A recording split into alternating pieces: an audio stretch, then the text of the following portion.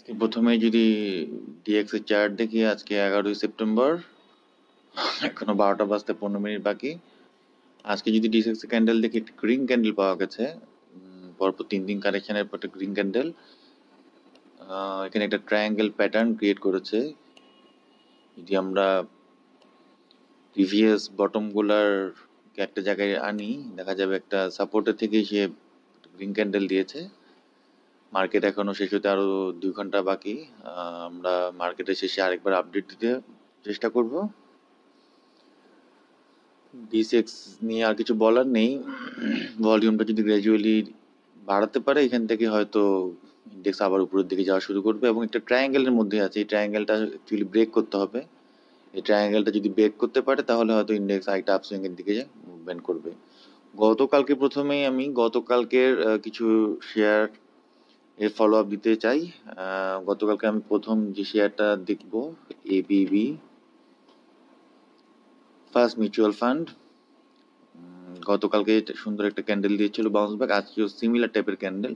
Swing এর নিচে আছে বলা যায়, এখান থেকে এন্ট্রি লেভেল ধরাই যায় এটাকে। এর নিচে সহজে নামে না, আজকেও 10 পয়সা নিচে নেমে আর 10 পয়সার উপরে উঠে গেছে। ক্লোজিং পর্যন্ত অপেক্ষা করি আমরা। এটা শেয়ারটা কালেকশনের লেভেলে আছে এখনো। গতকালকে আরেকটা শেয়ার দিয়েছিলাম এসিএফএল। এসিএফএল আজকেও গ্রিন ক্যান্ডেল দিয়েছে, সুইং এর উপরেই আছে, কিন্তু এখান থেকে হয়তো আর পতন ঘটবে না। আজকে ক্যান্ডেলটা সুন্দর। এখানে যদি একটা ট্রেন্ড লাইন ড্র করি, সে কিন্তু আপ ট্রেন্ডেই রয়েছে। আজকে ক্যান্ডেলটাও এন্ট্রি নেওয়া যায় যদি প্রিভিয়াস টপ পর্যন্ত দেখি 21 টাকা, এখানে 2 টাকার গ্যাপ পাওয়া যাবে। এরপরে যদি আমরা দেখি আফতাব অটো, গতকালকে দেখানো ট্রায়াঙ্গেলটা ব্রেক করতে পারেনি, এই জায়গাতেই রেজিস্ট্যান্স পেয়ে আবার নিচের দিকে আসছে। ওই ক্যান্ডেলটা আসলে ফ্রুটফুল হয় নাই। আমরা যদি এরপরে আসি আলহাজ টেক্স, গতকালকে বাউন্স ব্যাকের পরে আজকে ক্যান্ডেলের উপরে উইক চলে আসছে, ভলিউমটাও পায় নাই। অবজারভেশনে রাখা যায় এই শেয়ারটা। মনে হয় না আর কারেকশনের দিকে যাবে। 2টা মুভিং এভারেজের মাঝখান থেকেই সে কিন্তু পুল ব্যাক করেছে। অবজারভেশনে মাস্ট রাখা যায়। ভলিউমটা যদি একটু গ্র্যাজুয়ালি বৃদ্ধি পায় এখান থেকে, সুইংটা প্রিভিয়াস টপ পর্যন্ত তো যাবেই আশা করা যায়। এরপর আমরা আরেকটা শেয়ার বলবো, অলটেক্স। গতকালকের ক্যান্ডেলের মতোই সিমিলার একই জায়গাতেই স্টেবল হওয়ার চেষ্টা করছে। আজকে ভলিউমও পেয়েছে। শেয়ারটা কন্ডিশন খারাপ না, ভালোই। এরপর আমরা আরেকটা শেয়ার দেখবো, আল আরাফা ব্যাংক শেয়ারটি গতকালকে বাউন্স ব্যাকের পর আজকেও নিচে উইক এসেছে। সুইং এর নিচেই আছে। এই জায়গা, সব জায়গাগুলো এন্ট্রি লেভেলের জায়গা। ব্যাংক যদি ভালো করে, এই জায়গাগুলো থেকেই ব্যাংক ভালো করবে। আল আরাফা ব্যাংকের পর আমরা যাব অ্যাপেক্স স্পিনিং। গতকালকের একটা বাউন্স ব্যাক ক্যান্ডেল ছিল অ্যাপেক্স স্পিনের ক্ষেত্রে। আজকে একই জায়গাতেই আফতাবটের মতোই এই জায়গাটা ব্রেক করতে পারেনি, একই জায়গাতেই রয়েছে। এখান থেকে ইনডিসিসিভ বলা যায়। যদি বাউন্স ব্যাকের পরের দিন যদি ক্যান্ডেল ভালো না আসে, আমরা মনে করব বাউন্স ব্যাকটা সফল হয়নি। কিন্তু এই শেয়ারটাতে অপেক্ষা করা যায়, এখনো একটা সাপোর্ট লেভেলের মধ্যে আছে। এই সাপোর্ট লেভেলটা ব্রেক করে গেলে হয়তো স্টপ লস হবে 147 টাকা। এই শেয়ারটা, এই ট্রায়াঙ্গেলটা ব্রেক করতে পারলে হয় উপরের দিকে যাবে, না নিচের দিকে ব্রেকআউট অথবা ব্রেকডাউন হবে। নিচের দিকে চলে আসলে শেয়ারটা একদম ইনিশিয়ালি 110-12 লেভেলে চলে আসতে পারে। আর এখান থেকে যদি ব্রেকআউট দেয় উপরের দিকে, শেয়ারটা নিউ হাই করবে 185 থেকে 190 টাকার দিকে। অ্যাপেক্স স্পিনের পরে আমরা অ্যারামিড সিমেন্ট। গতকালকে দেখিয়েছিলাম অ্যারামিড সিমেন্ট। আজকের দিনে ক্যান্ডেলটা খুবই সুন্দর বুলিশ ক্যান্ডেল দিয়েছে, ভলিউমও গ্র্যাজুয়ালি বৃদ্ধি পেয়েছে। এই বাউন্স ব্যাকটাকে বলা যায় মোটামুটি সাকসেসফুল। আজকে ক্যান্ডেলটা খুব সুন্দর করেছে উপরের দিকে, যদিও উইক আছে। এই উইকটা নিয়ে খুব একটা চিন্তিত হওয়ার কিছু নেই, কারণ এটা শেয়ারটা একটা সাপোর্ট জোনেই আছে, ট্রেন্ড লাইন সাপোর্ট জোনেই আছে।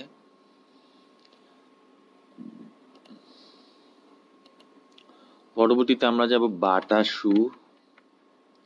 বাটা শু শেয়ারটা গতকালকে একই জায়গাতেই ছিল, সাইট সুইং করছিল, আজকে একটু উপরে এসে রেড ক্যান্ডেল দিচ্ছে। এখানে আসলে কালেকশনের লেভেলই বলা যায়। এই আহ, জায়গাটা তাকে ব্রেক করে যেতে হবে সাকসেসফুলি। এই জায়গাটা যদি সাকসেসফুলি ব্রেক করে যেতে পারে, সে পরবর্তীতে এই গ্যাপটা ফিল আপ করতে আসবে। উপরে সে গ্যাপ করে যে উঠেছিল, এই গ্যাপটা তার ফিল আপ করা দরকার। স্কোয়ারটা ডিরেক্ট করে দিই। এই জায়গাতেই সে গ্যাপটা ফুলফিল করবে, এরপর তার নতুন ডিরেকশন সে ঠিক করে নেবে। বাটা শুয়ের পর আমরা গতকালকে বিকন ফার্মার একটা বাউন্স ব্যাক ক্যান্ডেল ছিল, আজকে তার রিফ্লেকশনটা ভালো আসেনি, ভিএস 20 নিচে চলে এসেছে। এই জায়গাতে কয়েকদিন হয়তো স্টেবল হওয়ার চেষ্টা করবে, এরপর হয়তো সে নতুন সুইং এর দিকে যেতে পারবে। ভলিউমটা ড্রাই হয়ে গেছে অনেকটাই, বিকন ফার্মার ভলিউমটা ড্রাই হয়ে গেছে। বিকন ফার্মার পরে আমরা যাব ফ্যামিলি টেক্স। দেখিয়েছিলাম গতকালকে, ফ্যামিলি টেক্স শেয়ারটা স্টার ক্যান্ডেল করছে। এই জায়গাতে স্টার ক্যান্ডেল করলেও জায়গাটা নিচেই আছে, 2 টাকার আশেপাশে। ফ্যামিলি টেক্স সবসময় ওই জায়গাটা থেকেই উপরের দিকে যাওয়ার চেষ্টা করে। জেড ক্যাটাগরি আমি অ্যাভয়েড করার জন্যই সাজেস্ট করব। এরপর আরেকটা শেয়ার হলো জিবিপি পাওয়ার। জিবিপি পাওয়ার গতকালকে রিফ্লেকশনটা ভালো আসেনি। আসলে সুইং এর টপে এখানে একটা ডাবল টপ সিচুয়েশন আছে, এই ডাবল টপের কারণে এই ডাবল টপ সিচুয়েশনটা ক্রস করতে হবে তাকে। এই জায়গাটা যদি সাকসেসফুলি সে ব্রেকআউট দিতে পারে এই জায়গাটা থেকে, তবেই শেয়ারটা নতুন করে চিন্তা করা যায়। এখন সুইং এর অনেক উপরে উঠে গেছে, মুভিং এভারেজের থেকে অনেক উপরে। জিবিবি পাওয়ারটা পরে আমরা দেখবো গোল্ডেন সন। গোল্ডেন সন গতকালকে সুন্দর লং টেইল একটা ডজি ক্যান্ডেল করেছে, আজকে তার রিফ্লেকশনটা খুব একটা ভালো না, আবার খারাপও বলবো না, সুইং এর উপরের দিকে রয়েছে। আগামীকালকে এটার জন্য খুব ইম্পর্টেন্ট একটা ডে হবে, যদি আগামীকালকে একটা বিয়ারিশ গ্রিন ক্যান্ডেল দিয়ে যে এই গ্যাপটা কভার করতে পারে, এই ছোট গ্যাপটা যদি সে কভার করতে পারে আগামীকাল গ্রিন ক্যান্ডেল দিয়ে, তাহলে সেটা হয়তো একটু উপরের দিকে যাওয়ার চেষ্টা করবে। গোল্ডেন সনের পর আমরা যাব ইসলামী ব্যাংক। ইসলামী ব্যাংক ছোট পরিসরে একটা ছোট বাউন্স ব্যাক ক্যান্ডেল ছিল গতকালকে, আজকে তার রিফ্লেকশনটা ভালো না। ইসলামী ব্যাংক 40-41 টাকা নিচে একটা গ্যাপ ছিল, তার আগে আপ ট্রেন্ডে যাওয়ার সময় এখানে একটা গ্যাপ করে সে উঠেছিল। এই গ্যাপটা সে যতদিন ফুলফিল করতে পারবে না, এই জায়গাটা ভালো মতন ফুলফিল করতে পারলে সে হয়তো আবার নতুন করে আপ ট্রেন্ডের দিকে যেতে পারে। আর একটা ট্রায়াঙ্গেলও আমি দেখতে পাচ্ছি এখানে, এই ট্রায়াঙ্গেলটা ব্রেক দেওয়া তার জন্য খুব ইম্পর্টেন্ট। ইসলামী ব্যাংকের পর আমরা যাব, গতকালকে অনেকগুলো ব্যাংকই দেখেছিলাম আমরা বাউন্স ব্যাক ক্যান্ডেল। এরপরে যমুনা ব্যাংক যদি আমরা দেখি, যমুনা ব্যাংক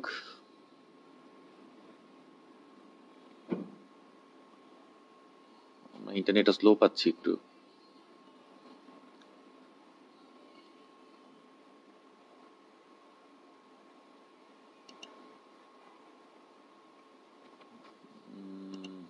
আবার ট্রাই করি।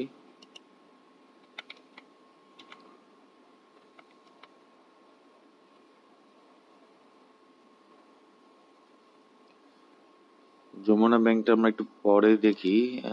যমুনা ব্যাংকটা ইন্টারনেট স্লো এর কারণে দেখাচ্ছে না। আমরা মন্য ফ্যাব্রিক শেয়ারটা দেখেছিলাম।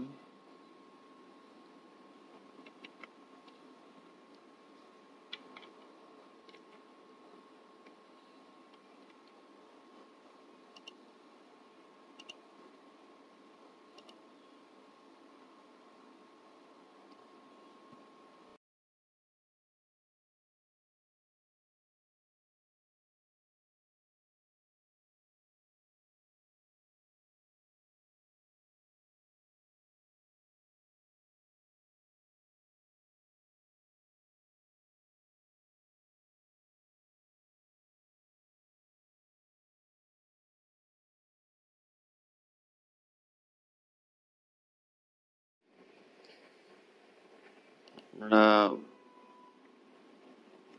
যমুনা ব্যাংকটা দেখব। যমুনা ব্যাংকটা গতকালকে বাউন্স ব্যাকের ক্যান্ডেলের পর আজকে একটা সবুজ ক্যান্ডেল দিয়েছে। প্রত্যাশিত এই ক্যান্ডেল এই জায়গা থেকে সে কামব্যাক করবে এবং একটা নতুন হায়ার হাইয়ের দিকে যাবে।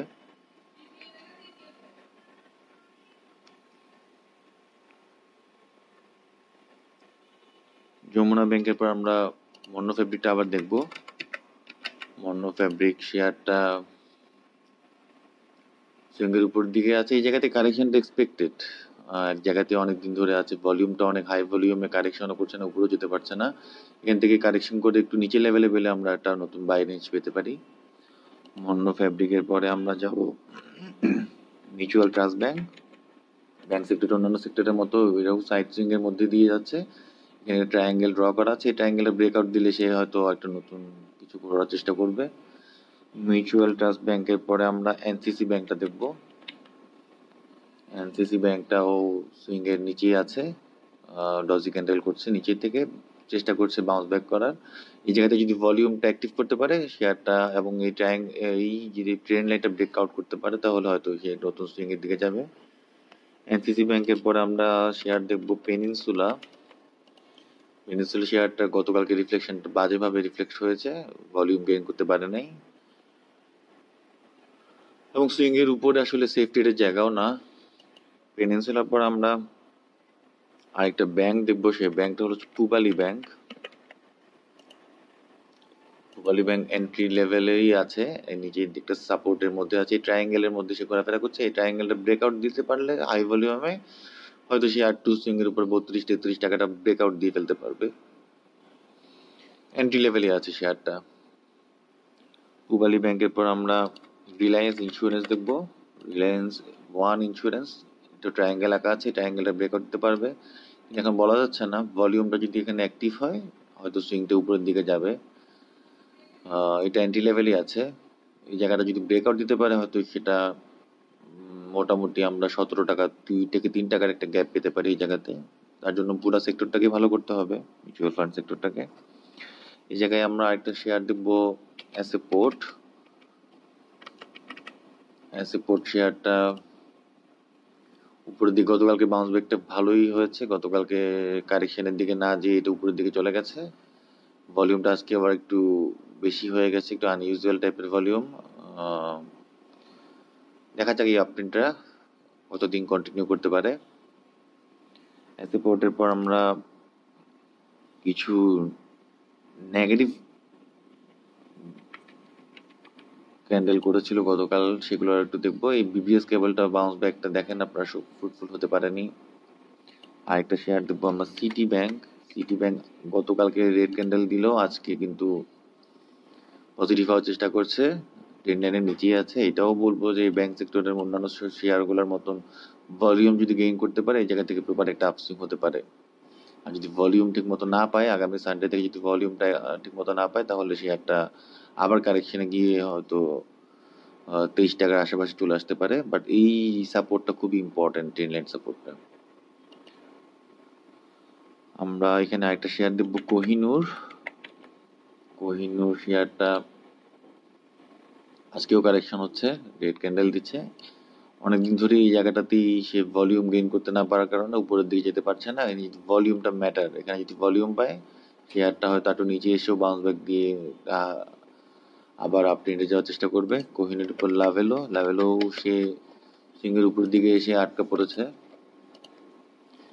এই জায়গাটায় অনেকদিন ধরে একই জায়গাতেই রয়েছে। এই জায়গাটা ব্রেক করে এই ট্রেন্ডটা ব্রেকডাউন করে ফেলেছে। এটা এখন 98, 97, 96 এইসব জায়গাতে হয়তো যদি বাউন্স ব্যাক ক্যান্ডেল দিতে পারে একটা, তাহলে হয়তো এটা এন্ট্রি লেভেল হবে। এটা আপাতত ডিসএঙ্গেজ থাকে ভালো, লাভেলও থাকে। আমরা এখানে একটা ইন্স্যুরেন্স দেখতে পারি, মার্কেন্টাইল ইন্স্যুরেন্স। গতকালকে সে ভালো করেনি, আজকেও একদম গ্রেট একটা এঙ্গেলসিং ক্যান্ডেল করে গতকালকে সিচুয়েশনটাকে সে পুরো কাপস করে ফেলেছে। মার্কেন্টাইলের পর আমরা সিটি ব্যাংকটা দেখবো। সিটি ব্যাংকও একটা বাউন্স ব্যাক ক্যান্ডেল দিয়েছে আজকে, গতকালকের ক্যান্ডেলের রিফ্লেকশনটা দেখা যায়নি, এটা কারেকশন মনে হয় শেষের দিকে। ভলিউমটা নাই, ভলিউমটা একদম ড্রাই হয়ে গেছে। এখান থেকে ভলিউম যদি পায় সিটি ব্যাংকও অন্যান্য ব্যাংকের সাথে আপ ট্রেন্ডে যাবে। আমরা এখানে আর পদ্মা লাইফ শেয়ারটা দেখবো। পদ্মা লাইফ বেশ কিছুদিন ধরেই সে কারেকশন করেছে। আজকে নিচে থেকে একটা সবুজ ক্যান্ডেল দিয়েছে, ভলিউমটা একদম ড্রাই হয়ে গেছে। সেফ এন্ট্রি জায়গা বলবো না, হয়তো একটু নিচে চলে আসতে পারে এটা। পদ্মা লাইফের পরে আমরা